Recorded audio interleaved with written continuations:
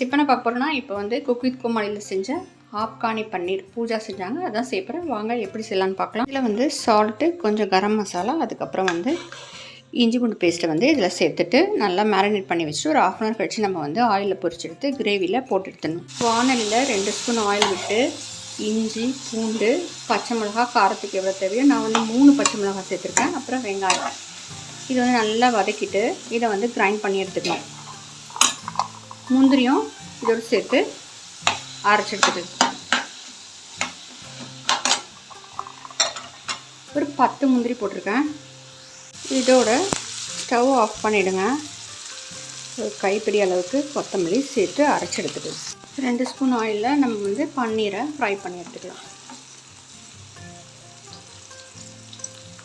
ரொம்ப நேரம் ஃப்ரை பண்ணக்கூடாது.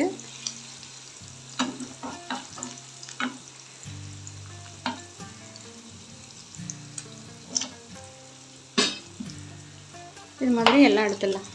இதே பேனில் நம்ம 2 ஸ்பூன் ஆயில் சேர்த்துட்டு அரைச்ச விழுத சேர்த்துக்கலாம்.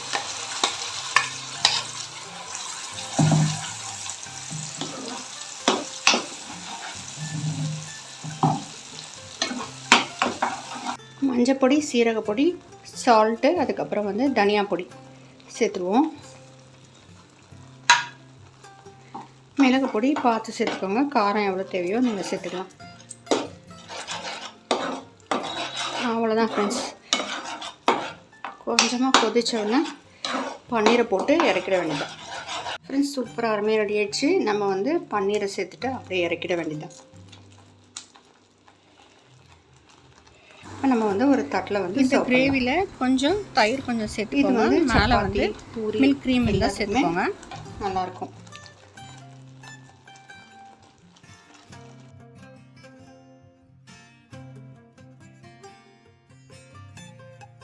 ஃப்ரெண்ட்ஸ் சூப்பராக அருமையாக ரெடி ஆகிடுச்சு பாருங்கள். குக் வித் கோமாளியில் செஞ்ச ரெசிபி ஆப்கானி பன்னீர் நீங்கள் ட்ரை பண்ணி பாருங்கள். ப்ளீஸ் லைக் பண்ணுங்கள், சப்ஸ்கிரைப் பண்ணுங்கள் ஃப்ரெண்ட்ஸ். தேங்க்யூ.